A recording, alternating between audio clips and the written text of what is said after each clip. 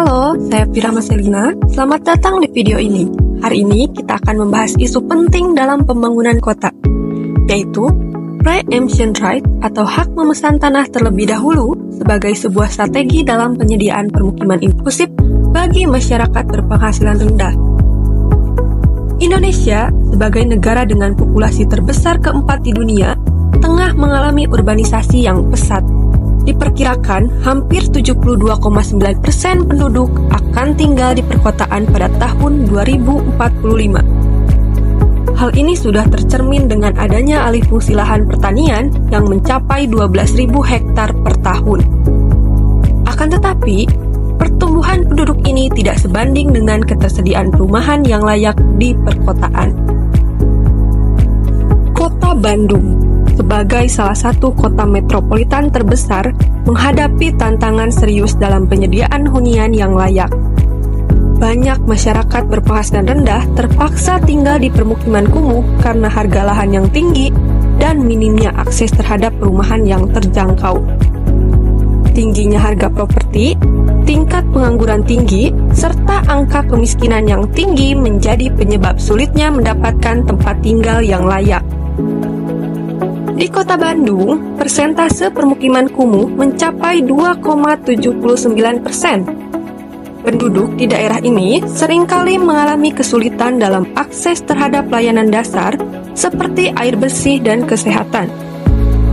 Terdapat salah satu program yang diluncurkan oleh pemerintah pusat melalui Kementerian PUPR, yaitu Kotaku, Kota Tanpa Kumuh. Kota Bandung menjadi salah satu wilayah sasaran program tersebut, yaitu ada sekitar 121 kelurahan di Kota Bandung yang menjadi sasaran terselenggaranya program Kotaku. Namun faktanya seperti apa? Kasus yang terjadi di RW 11 Kelurahan Taman Sari, Kecamatan Bandung Wetan, Kota Bandung, yaitu penggusuran tanah dalam penyediaan rumah deret tahun 2019 lalu.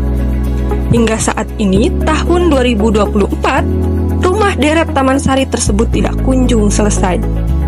Masyarakat kehilangan tempat tinggal dan dijanjikan rumah deret ini selesai di tahun 2020. Rumah deret di Taman Sari sampai saat ini menjadi mangkrak dan hanya menjadi objek horor saja saat melewati flyover Pasupati. Kalau rumah dulu di sini, sekarang kan karena ada rencana kata Pak Ridwan Kamil mah ada perbaikan ya biar nggak kumuh. Jadi dibongkar, bikin di rumah rusun, tapi belum ditempati dan belum layak katanya. Pengennya mah kan cepat selesai, cepat diisi. Sangat penting bagi pemerintah untuk menciptakan kebijakan yang inklusif. Salah satu solusi yang menarik adalah skema pre-emption right. Apakah itu? Pre-emption right atau hak memesan terlebih dahulu memberikan hak kepada pemerintah untuk membeli tanah sebelum dijual kepada pihak ketiga. Ini merupakan langkah strategis untuk memastikan ketersediaan lahan bagi pembangunan infrastruktur publik dan perumahan terjangkau.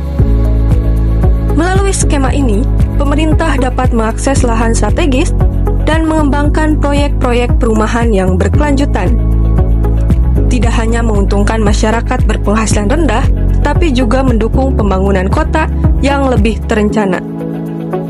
Pelaksanaan pre-emption right memerlukan kolaborasi antara pemerintah, swasta, dan masyarakat. Dengan dukungan regulasi yang tepat, skema ini dapat membantu mengatasi permasalahan perumahan di Kota Bandung dan kota-kota lainnya di Indonesia. Partisipasi masyarakat sangat penting dalam proses ini. Melibatkan warga dalam perencanaan dan pengambilan keputusan akan memastikan bahwa kebutuhan mereka terpenuhi dan meningkatkan rasa memiliki terhadap lingkungan. Penting juga untuk menyusun regulasi yang jelas mengenai skema ini agar prosesnya berjalan dengan lancar. Peraturan pemerintah dan pedoman dari Kementerian ATR BPN akan menjadi langkah awal dalam implementasi pre-emption right di Indonesia. Melalui pre-emption right, kita tidak hanya membangun rumah, tetapi juga membangun komunitas yang inklusif. Mari kita dukung upaya ini agar semua orang, terutama masyarakat berpenghasilan rendah, mendapatkan hak untuk tinggal di tempat yang layak.